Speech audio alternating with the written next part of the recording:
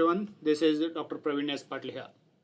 Today we are going to discuss about the neuroendocrine tumors in the appendix, that is incidental findings. Neuroendocrine tumors in the appendix are often diagnosed after the appendicectomy.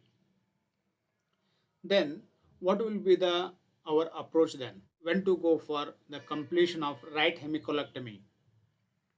What are the biomarkers used? Such things will be discussed in this video. Appendicular neuroendocrine tumors are uncommon neoplasms, often incidental findings after the appendicectomy. More than 80% of the neuroendocrine tumors of the appendix are diagnosed after the appendicectomy, and less than 20% are diagnosed preoperatively. The incidence goes approximately 0.5 to 1% of all the appendicectomies. There is lack of consensus regarding the tumor that measures between 1 to 2 centimeter. There is a clarity in the neuroendocrine tumors of the appendix when the tumor size is less than 1, that is the literature says appendicectomy suffices. If the tumor is more than 2 centimeter, then it needs completion of the right hemicolectomy.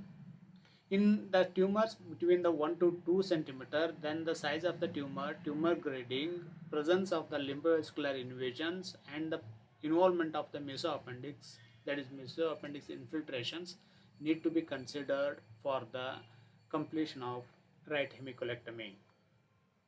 North American Neuroendocrine Tumor Society and European Neuroendocrine Tumor Society guidelines suggest the tailored approach. So there is no any clear-cut rule for all kind of neuroendocrine tumors of the appendix. So based on the factors like size of the tumor, margin status, mesoappendix infiltration, and vascular and lymphatic invasions and tumor gradings, then we have to decide whether he needs completion of right hemicolectomy or not. In tumors smaller than 1 centimeter, an appendicectomy is indicated, whereas in those larger than 2 centimeter, then CRH is recommended. In tumors between 1 to 2 centimeter, completion of right hemicolectomy should be considered when there are affected margins in the tumor located at the base, when there is an invasion of the mesoappendix and that measures greater than 3 mm. The invasion measures more than 3 mm, and or when there is other risk factors, then we need to consider the CRH. So what are the additional tests recommended in case of the appendicular neuroendocrine tumors? The main purpose of additional test is to assess the presence of residual disease, that is a locoregional disease, or to rule out the distant metastasis. Then what are the biomarker or biochemical test? There is no any clear benefit of measuring any specific biomarkers in the appendicular and neuroendocrine tumors, but commonly used biochemical is CGA.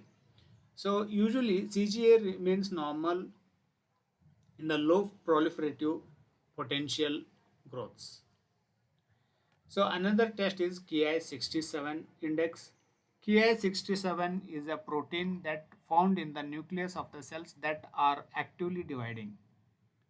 This is a marker of cell proliferation. The Ki67,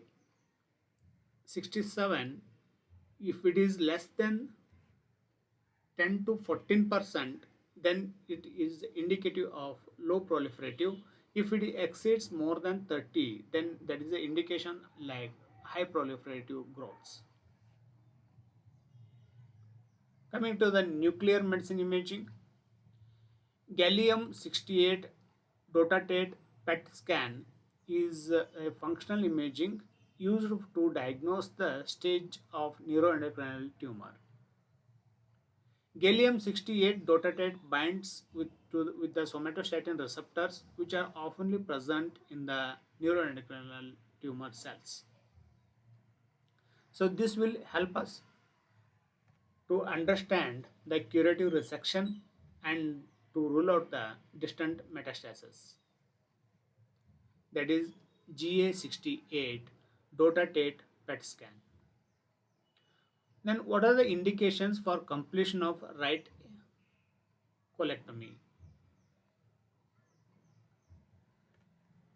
There are different factors.